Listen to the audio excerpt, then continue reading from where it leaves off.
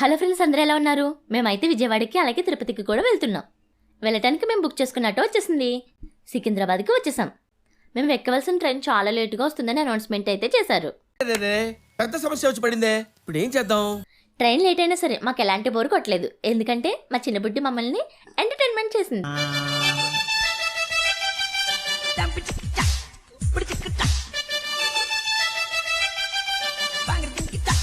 మా చిన్న బుడ్డికి కళ్ళల్లో చక్రాలు ఉంటాయనుకుంటా, అస్సలు కంట్రోల్ చేయలేం. గురుగురుమని తిరిగేస్తుంది.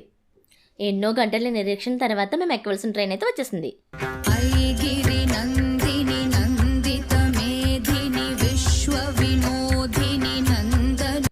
ఫస్ట్ అమ్మవారిని దర్శించుకోవడానికి విజయవాడ అయితే వచ్చేసాం. మా అమ్మని చూసారా, మీకు హాయ్ చెప్తుంది. ఇప్పుడు మేము స్నానానికి వెళ్తున్నాం. ఇలా చేయడం చాలా చాలా బాగుంది. చేసే కొద్దీ చేయాలనిపిస్తూ ఉంది. మా బుడ్డీస్ అయితే ముందుగానే రెడీ అయిపోయారు.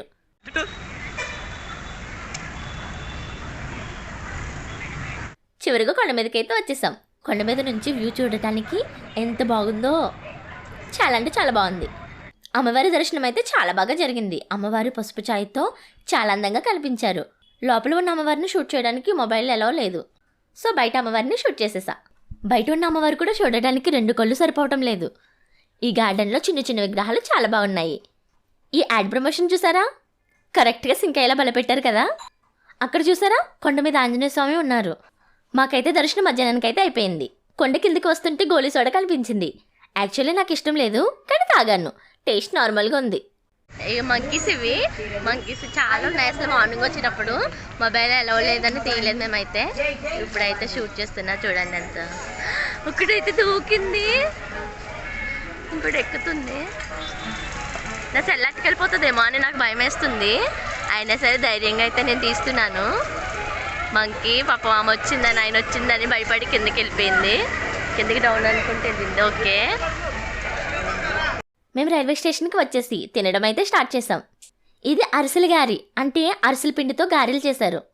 వీటిని పెసరపప్పుతో తింటే ఎక్సలెంట్గా ఉంటుంది. ఇవి బూరెలు. ఈ బూరెలు చాలా బాగుంటాయి. మా చిన్నబుడ్డి 2 చేతులతో 2 జంతువులు పట్టుకుని కొమ్మేస్తుంది.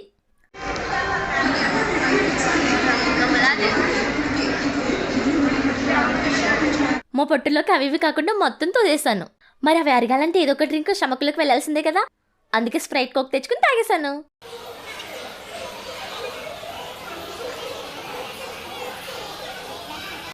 మేము తిరుపతికి వెళ్ళడానికి ఎక్కవలసిన ట్రైన్ వచ్చేసింది. ఈ ట్రైన్ ఢిల్లీ నుంచి వస్తుందట. ట్రైన్ లోపల ఎలా ఉందంటే చాలా దారుణంగా ఉంది. బాత్రూమ్స్ క్లీన్గా లేవు, ట్యాప్లో వాటర్ లేవు. తిరుపతికి ఎప్పుడు వెళ్తాంరా బాబా అని అనిపించింది. ఎలాగైతే మేము తిరుపతికి వచ్చేసాము. కొండ మీదకి వెళ్ళటానికి రిచ్గా ట్యాక్సీ మాట్లాడి బస్సు ఎక్కి వెళ్తున్నాము. ఇదేంటైతే, అరే నీ అబ్బా, అరే నిప్పు, నీ అబ్బా జఫా. బస్సు అయితే చాలా క్లీన్గా ఉంది, చాలా కంఫర్టబుల్గా కూడా ఉంది. జగన్ ఎంతలా డెవలప్ చేశాడంటే బస్సులో చూసారా, అలా పెట్టుకుంటే గాలి వస్తుందంట. క్లోజ్ చేయమని అదైతే క్లోజ్, గాలి అయితే రాదు. మా అమ్మ మా నాన్నమ్మ కొండ కింద నుంచి దండలు పెట్టడం స్టార్ట్ చేశారు. తిరుపతికి వచ్చినప్పుడు మనసుకు చాలా ప్రశాంతంగా ఉంటుంది.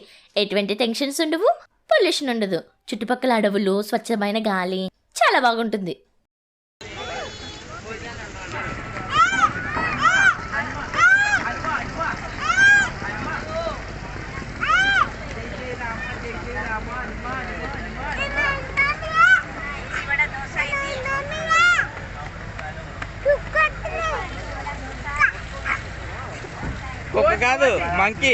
స్వామివారి దర్శనం చాలా బాగా జరిగింది.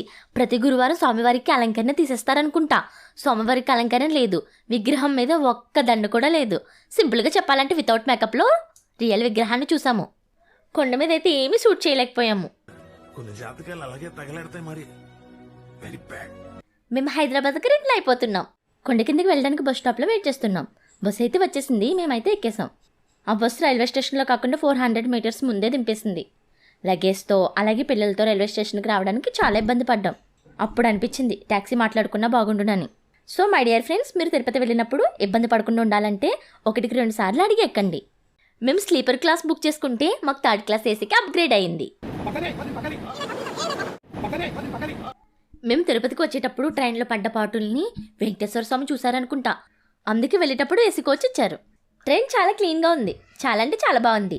ఫ్రెష్ బెడ్షీట్స్ కూడా ఇచ్చారు. చాలా అంటే చాలా కంఫర్టబుల్గా పడుకున్నా. ఫస్ట్ టైం థర్డ్ ఏసీలో ట్రావెల్ చేయడం చాలా బాగా అనిపించింది. ఫైనల్గా ఇంటికైతే వచ్చేసాం. పొంగు బుర్లను వండి స్వామివారికి పూజ చేశా. మేమైతే తీర్థయాత్రలు వెళ్తే ఇంటికి వచ్చిన వెంటనే కోడిని కోసి నైవేద్యంగా పెట్టుకుంటాం. ఎందుకంటే చాలా ఊళ్ళో పొలిమేరలు దాటుకుంటూ వస్తాం. సో మాతో ఆయా ఊళ్ళ దేవతలు కూడా వస్తారని నమ్ముతారు. సో ఇంటికి వచ్చిన దేవతలకి కోడిని కోసి నైవేద్యంగా పెడితే మాతో వచ్చిన దేవతలు తిరిగి వెళ్ళిపోతాయని నమ్మకం. ఇది నమ్మకమైనా మూఢనమ్మకమైనా సరే మేము పాటిస్తాం. ఎందుకంటే దీని ప్రాబ్లం ఏమీ లేదు. మంచిగా కోడిని కోసుకొని తింటాం. వీడియో అయితే ఇంతే. వీడియో నచ్చితే లైక్ చేయండి, కామెంట్ చేయండి. అలాగే మన ఛానల్ని సబ్స్క్రైబ్ చేయడం మర్చిపోకండి. Bye bye.